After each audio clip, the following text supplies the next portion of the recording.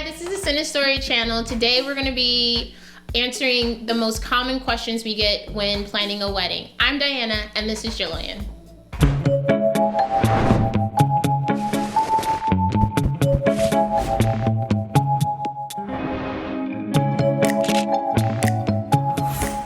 All right, so let's get started. Okay, so I think the first question on everybody's mind is budget. Like, how much does it cost for an average wedding? And is there even an average cost? Well, according to 2019 polls, the average cost is $35,000. Now take that lightly because it depends on how many people you invite. So a lot of people think, oh, if I invite 100 people, maybe a $35,000 budget is going to work for me. Depending on your food and your beverages, that's where you're going to spend the most cost, as well as your venue, because venues can average between $1,500 to $15,000. So just making sure you understand what is realistic and also making sure that you know what exactly you want in your budget. Yeah. And I think it's important too, so that number doesn't scare anyone. Like, if you have a small wedding, like especially right now during COVID, a lot of people are planning weddings with 20, 25 people. Your budget's gonna be way less than that. Yeah. Because you're only gonna be feeding 25 people and your venue is gonna be way smaller. And so, like you were saying to me earlier, like there's no one size fits all. That I don't know, is that right? Like that $35,000 number, that's probably for like a bigger wedding, would you say? Yeah, I mean, depending on like decorations, florals can always cost up to $100,000 depending on what type of florals you want. So yeah, $35,000 is like a good amount where you're just doing a nice wedding. Mm-hmm. But obviously weddings can go to $1.5 million. Okay, so a lot of times, especially during COVID right now, we are getting questions in regards to venue contracts. A lot of venues are closing. A lot of venues are being super accommodating as people are changing their dates. So one of the questions was, what do we need to look for in your venue contract? Yeah. I think the biggest thing is understanding what the cancellations are. So are there any fees? Is there a percentage of money that you will get back if you don't let them know that you're canceling your wedding? Also, is there parking provided? Is there rentals provided? So a lot of venues may be $10,000, but they still don't provide chairs or tables. So those are all the things that you need to know and ask questions about. And take the time to read through the contract. And if you have any questions, ask the venue manager and make sure you understand everything that's in the contract before signing it. Yeah, I think this is so important because when I got married, we booked a venue, but we did not look at what it included. Mm-hmm. And it actually was a blank canvas. Oh. So it came with nothing except for the tables. So the round tables and the long tables. In the chairs, but everything else, the linens, the decorations, everything we had to bring in ourselves. Right. And so that was just a huge added stress because we didn't know about it beforehand. We were not planning on filling this venue ourselves. Right. So it's really important to know this beforehand. And some of you have never planned a wedding before, so these are very, very important things. Like Jillian mentioned, like you never know what the right questions are to ask. So just make sure you read through the contract, see what rentals are included, parking, is valet included if there's not, security, what the door process is going to be like, any vendor charges. So a lot of venues sometimes charge if you're going to bring in outside vendors. So just being aware of that and making sure you ask all the questions you can. Yeah. Yeah. Okay, so another common question that we get is regarding alcohol. Do we have an open bar or do we have a cash bar? Do guests really care or do they not care? So the thing about this is that a lot of times people think they're saving money by doing a cash bar. The only thing is a lot of weddings that are being planned, they don't tell their guests that they're going to have a cash bar. So a lot of people that are attending the wedding don't bring cash or they don't even know that this was an option. And sometimes this causes a big confusion because they're like, okay, we're gonna put $2,000 and the rest is gonna be cash only. which is fine. You're upfronting the cost for the $2,000, but then you have to think about the alcohol that's being served. So if it's high in alcohol, a drink could be anywhere from $10 to $16 if they're just buying like on the rocks or a mixed drink. So how many of those is going to get to that 2,000 amount? And sometimes the people are just taking shots too as well. So a round of like 30 shots, that could be up to like $200 out of the budget. I really think like drinks as a whole can get very expensive. I've seen it where couples tend to open the bar, not during the ceremony, maybe only have champagne and soft drinks offered.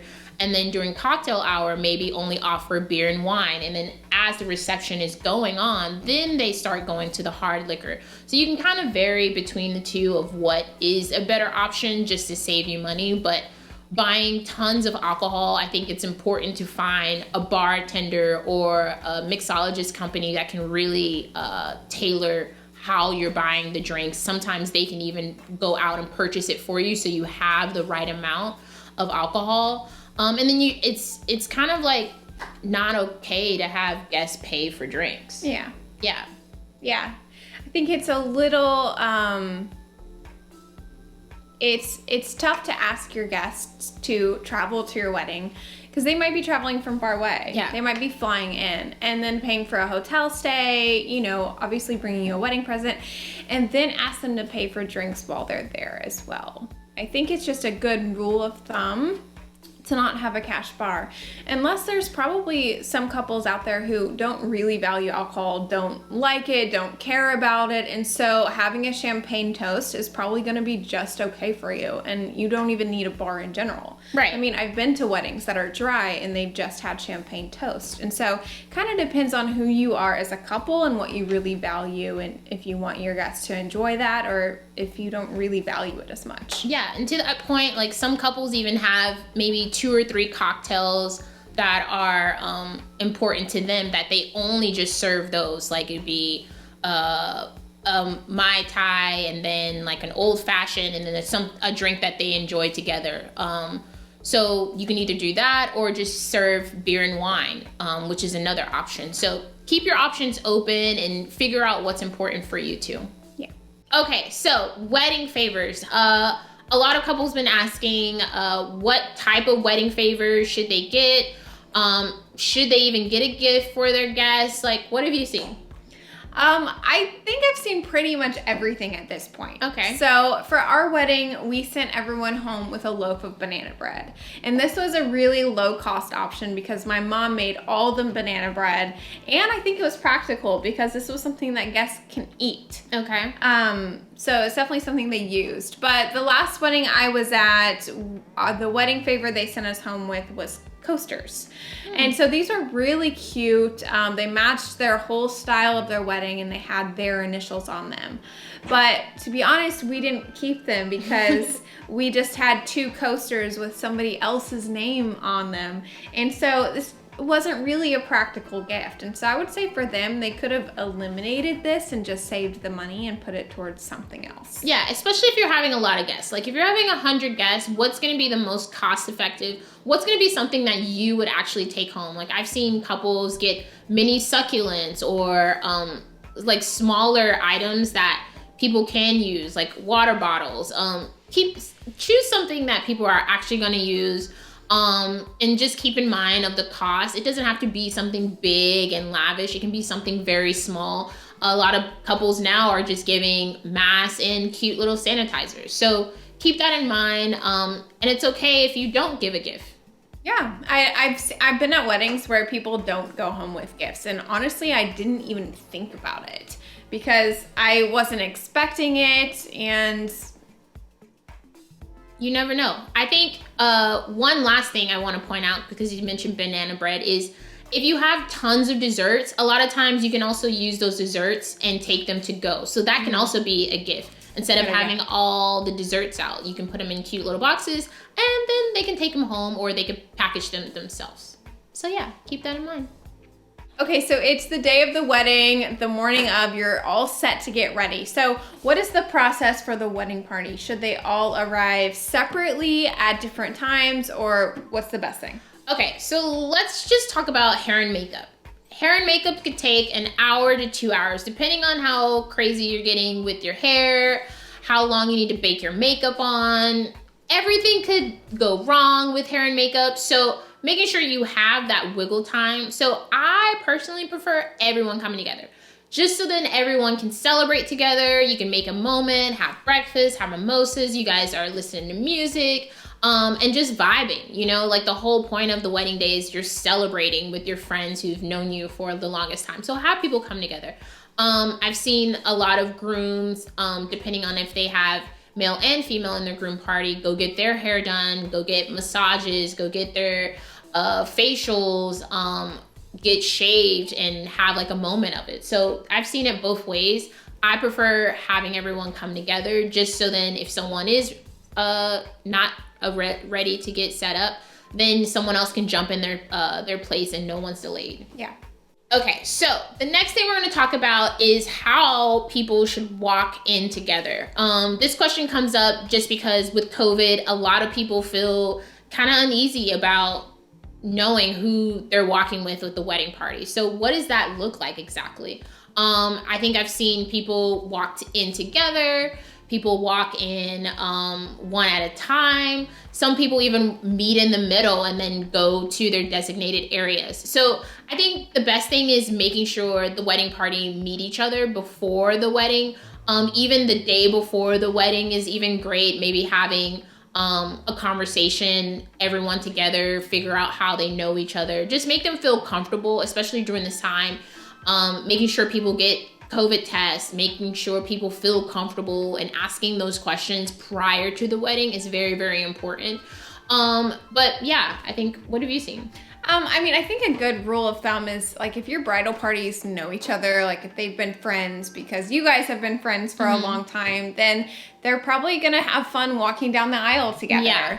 If not, and they don't really know each other, then just stick to the kind of traditional way of where the groom is at the end of the aisle with all the groomsmen, and then the bridesmaids walk down separately one by one. I don't think there's one is better than the other. Right. So it just depends on how well everyone knows each other. Yeah, and then making sure that you allot enough time within the timeline and choose a song long enough, just in case, like if you have 14 bridesmaids, it's a totally different experience. So just make sure during your rehearsal dinner to walk it through to make sure the song doesn't run out. All right, so the next thing we're going to talk about, I'm so glad we're talking about it because it is super important. And that is, should you provide your vendors with meals? Yeah, absolutely. Course. A million times, yes. Vendors are working 10 to 12 hours, right? And you have to think of it as like a work day for a lot of them. Obviously, they're going to bring snacks. They're going to bring light drinks and everything. But for the most part, yes, you should feed your vendors. A lot of times with the catering team, they also have more affordable options that you can provide for the couple. So make sure when you're talking about catering, make sure you allocate vendor meals and also ask them if they're bringing assistants with them. A lot of times florists bring 2 to 3 people with them, or videographer has an assistant. So making sure you have a list of all the people that are going to be there at the wedding. And if you have a wedding planner, they can kind of break down the timing so you don't have to worry about of when all the vendors will actually eat. Yeah. I think if you just think about it this way, like if you go to work one day, you would never expect for your boss to expect you to not eat. So it's the same for your vendors. They're working on the day of your wedding. They need to eat. They're going to be happier if they're fed, and you're going to have a much better wedding because of it. That is true. Okay, so speeches, toasts, when do they happen? How long should they happen? What is the process? So I think speeches are great to have at the wedding. You get to really understand the couple. You get to see how long they've known each other. You get to hear a little bit of their history. I think having 2 to 4 people really talking during your wedding is great. So you can have your dad and your mom give a speech, and maybe maid of honor also give a speech. Or a close family friend that have known both of you is also important.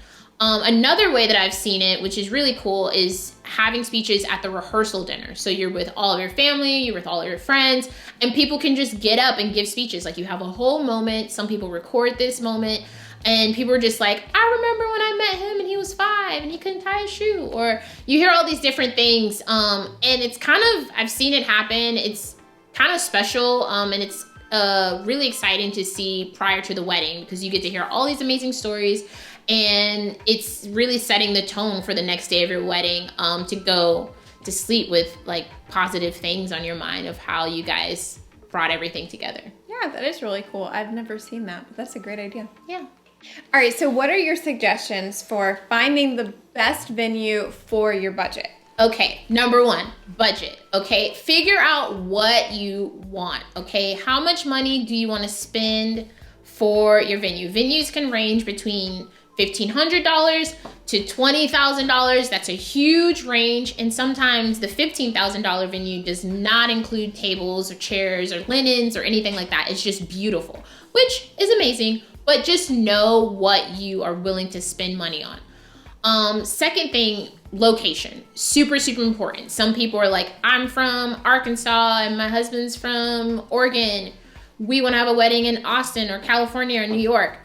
You got to figure out a location, because that's important, especially now with COVID. You want to make sure your families feel comfortable with traveling. If you're looking to have people have a wedding of 75 to 150 people, I know New York is starting to do that coming March. What is that going to look like with everyone traveling?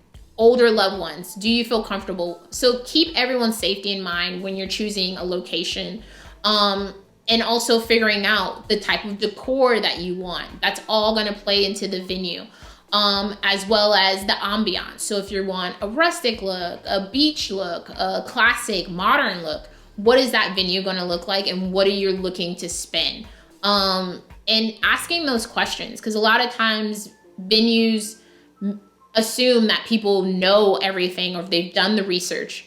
But a lot of couples don't, because again, this may be your first time planning a wedding. So make sure you ask questions to figure out what decor comes with the venue. Can you bring in outside vendors? Is parking included? All of those key questions will help you narrow down your location. Yeah. Yeah.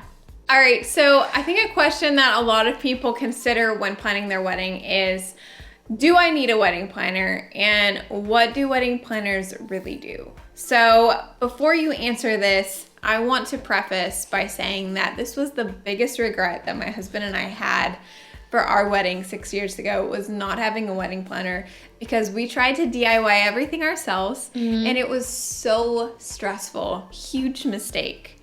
Maybe some people are more talented at DIYing it than we were, but especially the day of, without a coordinator there, we were kind of taking over the coordinating role, making sure we were staying on schedule. And you, as the bride and groom, you shouldn't have to do that. You should just be able to relax and enjoy your wedding. So I'm really excited to hear what you have to say. Yeah, and that sounds very overwhelming. I mean, I feel like wedding planners we make the magic happen. We kind of take on all of the stress that you're having, because to us, it's not stress. It's actually really fun. We love planning. We love the decor, design, going to collaborate with other vendors to make sure your vision comes to life.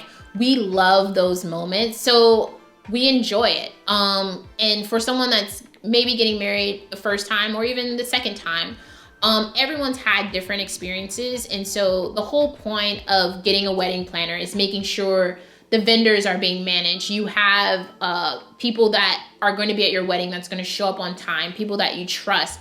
Also making sure the day of duties are being taken care of, the logistics, making sure that you have a seamless timeline so that nothing runs behind. Like, you don't want to be managing your timeline, making sure people are coming on time, making sure that the wedding's not late. A lot of venues have deadlines. Making sure that we manage the guest experience, especially now more than ever. We want to make sure guests are safe, guests are arriving on time. What is that going to look like? What is the flow? So we really take the time to do that. And I think one of the things for me is, prior to having the wedding, I want to make sure that everything is being taken care of by me and my team, just because it's important. I never want the bride, the groom, or anyone having to set up decor the day of the wedding. Unless it's like a mom that's like, I definitely want to set this up, then by all means do it. But my whole thing is, let us take that over for you so that you and your family and your loved ones can enjoy the moment. Weddings go by so fast, so it's super, super important that you soak up all those moments and memories, and that we have consultations to bring your vision to life, and like we add those different aspects. So when you show up, you can remember in your mind like, oh, I remember when I planned this. Oh, or I remember when my grandma gave this to me. Like, I wish she could be here to see it, or whatever the case may be that's going to make your day special. Those are the things that we do, and we pride ourselves on, of making sure that you have the best day possible, and try to stay within your budget and your range. Mm-hmm. I agree. I think one of the biggest benefits of having a wedding planner is having them for day of coordination, kind of like I mentioned before. But your wedding planner is like the best wingman of all time. Yes. They are going to be there the day of to make sure everything goes smoothly, and all the things you're thinking about that, you know, have to be taken care of or done or are happening on time, they've already done them. So you don't have to think of absolutely anything. You can just enjoy the moment. Yeah, and making sure to call those audibles. Like if we run out of ice, like what is gonna happen? Like I would never want the bride to be like, hey, I need to go to 7-Eleven to go get ice, or hey, we're running out of alcohol. Like those are the things that once the schedule is rolling, we as wedding planners can deal with ambiguity and be like, okay, we're jumping in, we're gonna do this. If we need to get back and help the bartender put ice in drinks, like we are there to do that, and we enjoy doing it. So allowing us to be there the day of is important. Not necessarily saying that we actually start the day of. Usually we start like 2 months before, just to make sure we get all the logistics aligned, and we talk to the vendors beforehand just to make sure that they know their schedule, and ask you any questions that you have. But the day of is really important because we want to make sure that you have the best experience. And if anything happens, like you don't have to worry about it. We take care of it for you. Mm-hmm. All right, guys, I think that's it for some of the most frequently asked wedding questions. Yeah. If you guys have more questions, though, we would love to know. So just leave them in the comments below, and then we can make another video to answer them. Other than that, we hope you have a great rest of your day, and we will see you next time. Bye.